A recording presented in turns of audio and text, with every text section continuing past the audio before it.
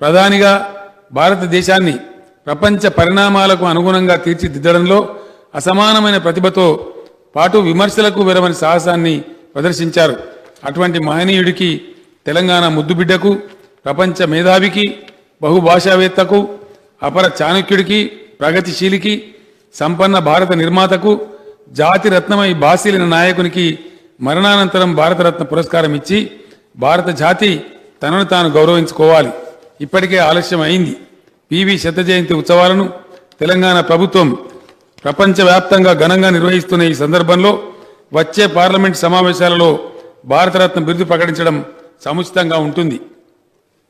అధ్యక్ష, దీనికి సంబంధించినటువంటి తీర్మానం తమ అనుమతితో తెలంగాణ బిడ్డ, దక్షిణాది నుంచి తొలిసారి ప్రధాని పదవికి ఎన్నికైన రాజనీతిజ్ఞుడు, నూతన ఆర్థిక సంస్కరణల సారథి, అరుదైన దౌత్యనీతి కోవిదులు, బహుభాషావేత్త, దేశ ప్రగతికి ఉజ్వలమైన దారులు నిర్మించిన మహోన్నత దార్శనికుడు, భారత రాజకీయాలలో మేరునగ ధీరుడు, అసాధారణ ప్రజ్ఞాశాలి శ్రీ పాములపర్తి వెంకట నరసింహారావు గారికి మరణానంతరం భారతరత్న పురస్కారం ఆయన శత జయంతి ఉత్సవాల సందర్భంగా ప్రకటించాలని, పార్లమెంటు ప్రాంగణంలో ఆ మహనీయుని విగ్రహాన్ని, చిత్తరువును ప్రతిష్ఠించాలని, హైదరాబాద్ కేంద్రీయ విశ్వవిద్యాలయానికి శ్రీ పివి నరసింహారావు గారి పేరు పెట్టాలని కేంద్ర ప్రభుత్వానికి విజ్ఞప్తి చేస్తూ తెలంగాణ శాసనసభ ఏకగ్రీవంగా తీర్మానం చేస్తున్నది.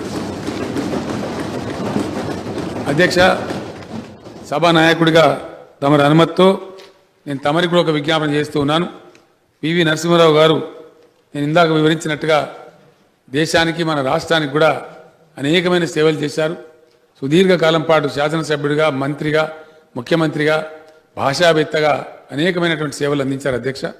కాబట్టి వారి తైలవర్ణ చిత్రం మన శాసనసభలో కూడా వారి గౌరవానికి తగు రీతిలో తమరు ప్రతిష్ఠింపజేయాలని, మమ్మల్ని అందరినీ కూడా ఆహ్వానించి ఘనమైనటువంటి ఫంక్షన్ నిర్వహించాలని వినయపూర్వకంగా తమరిని అభ్యర్థిస్తున్న అధ్యక్ష. తమరు ప్రకటిస్తారని కూడా తమ ప్రకటన కోసం ఆశిస్తూ నేను విరమిస్తా ఉన్నా అధ్యక్ష.